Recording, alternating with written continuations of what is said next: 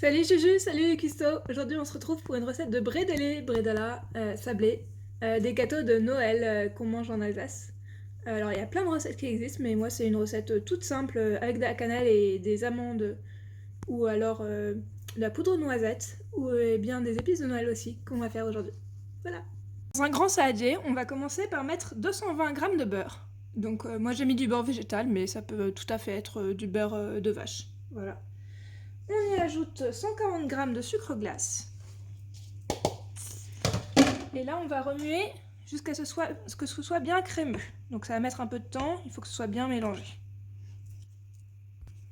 Si le beurre ou la margarine n'est pas assez réchauffé encore, que ça a du mal à mélanger, tu peux mettre de côté, attendre un petit peu.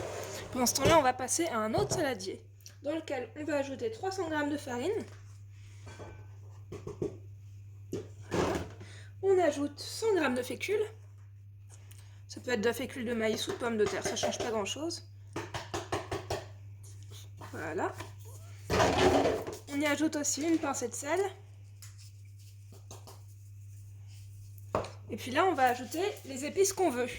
Alors moi, je vais mettre un mélange d'épices pour pain d'épices. Je mets au jugé, mais ça me l'air pas mal. De la cannelle. J'en mets pas mal aussi parce que j'aime bien. Et je vais rajouter un peu de poudre de noisette. C'est pour donner le goût de noisette. Voilà, juste un peu, sinon ça fera trop de poudre. Et ça fera plus la bonne consistance. Voilà. Et ça, pareil, on mélange. Voilà. Alors moi, j'ai retourné la préparation d'avant. On va voir si le beurre est un peu fondu, si on arrive à mieux mélanger. Et voilà, une fois que c'est bien mélangé, que c'est bien crémeux comme on avait dit tout à l'heure, on peut mélanger les deux préparations ensemble. Voilà, là tu vois le sucre il est bien incorporé dans le beurre ou margarine. On ne voit plus trop, c'est assez uniforme.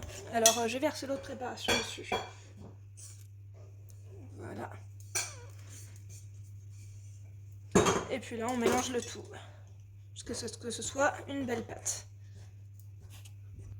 On n'hésite pas à se servir de ses mains quand ça commence à avoir cette consistance pour mieux malaxer la pâte.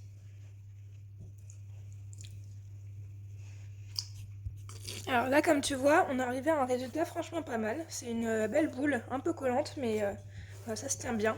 Et ça sera parfait pour faire nos sablés. Maintenant, le truc bien avec cette recette, c'est qu'on va mettre la pâte au frigo. On va l'étaler sur cette plaque de papier sulfurisé, la rendre toute plate, et puis la mettre 30 minutes au frigo pour qu'elle durcisse un peu, que ce soit beaucoup plus facile de découper les formes dedans. Alors moi, j'ai pas de rouleau à pâtisserie, je roule avec ça. Voilà. Voilà, alors pas besoin de faire une très belle forme, il faut juste que ce soit à peu près uniforme en termes d'épaisseur. Donc là c'est bon, on met au frigo. Voilà, maintenant que la pâte a passé 30 minutes au frigo, on va passer au découpage. Alors, tu peux sortir tes emporte-pièces, voilà, toutes les petites formes assez jolies que tu peux avoir chez toi. Et voilà, on va... Déjà il faut les prendre dans le bon sens. Hein. Et on va découper, essayant de faire le plus serré possible pour ne pas trop perdre de pâte. Voilà. Hop. Voilà, tu connais le principe. Et là, tu commences à enlever la pâte autour, ou alors enlever les formes en elles-mêmes si elles se décollaient comme ça. Et tu les poses sur une autre plaque de papier cuisson, parce que de toute façon, on en a assez pour faire 2 plaques. Voilà, on continue. Là, c'est le moment où tu réétales la pâte restante, après avoir enlevé toutes les formes en porte-pièce. Tu repasses le rouleau à pâtisserie. Et puis tu vas refaire des formes. Voilà, cette fois je vais faire un sapin. Et toutes tes formes, tu les mets au frigo quelques minutes. Et tu lances le four. Voilà, on le met à préchauffer. Chaleur tournante, 80 degrés. Et voilà, une fois qu'il est chaud, on peut enfourner. Et donc quand c'est chaud, on enfourne. Hop, on se retrouve dans 10-15 minutes. Donc au bout de 10-15 minutes, tu sors du four et hop. Voilà, c'est normal si c'est un peu mou au début. Ça durcira en séchant. Tu peux laisser sécher sur une grille pour que ça sèche encore mieux, que ça s'évapore un peu par en dessous. Et voilà, tu as ces jolis biscuits qui ne sont pas déformés parce qu'ils ont été mis au frigo avant la cuisson. Ça c'est parfait. Alors maintenant on va procéder au glaçage. Pour ça il te faut du sucre glace, du jus de citron et puis des colorants si tu veux. Alors là j'ai un colorant jaune et un colorant bleu. Et donc tu prends autant de récipients que de colorants parce qu'à chaque fois tu vas mélanger avec une couleur par bol. Alors on a besoin de 280 g de sucre glace. Voilà. Et puis 40 ml de jus de citron. Alors tu vas mélanger les deux dans un saladier. Voilà.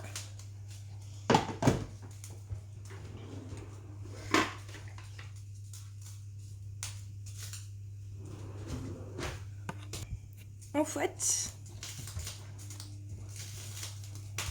Et maintenant on divise selon le nombre de couleurs qu'on veut faire. Donc je vais remettre un petit peu dans l'autre bol. Alors hop, on y ajoute le colorant alimentaire. Un tout petit peu au début parce que ça colore vite. Voilà, on va mélanger, on va voir si ça suffit.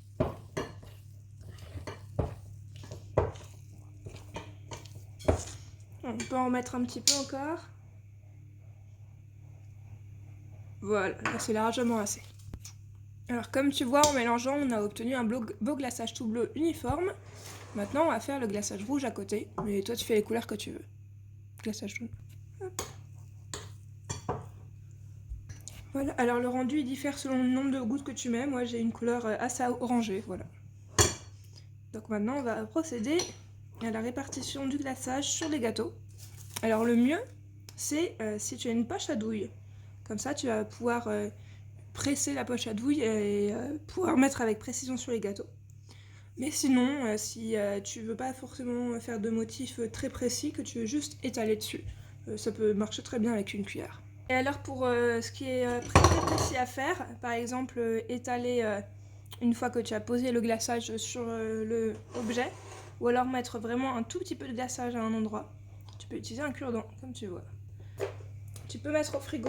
Alors moi je me congèle pour que dans quelques heures ce soit prêt à emporter. Mais le frigo ça va très bien aussi, ça se conserve 3-4 jours au moins. Voilà, le glaçage ça aide à conserver d'ailleurs. Donc je mets au frigo quelques heures, une nuit, le temps que le glaçage prenne et soit vraiment ferme.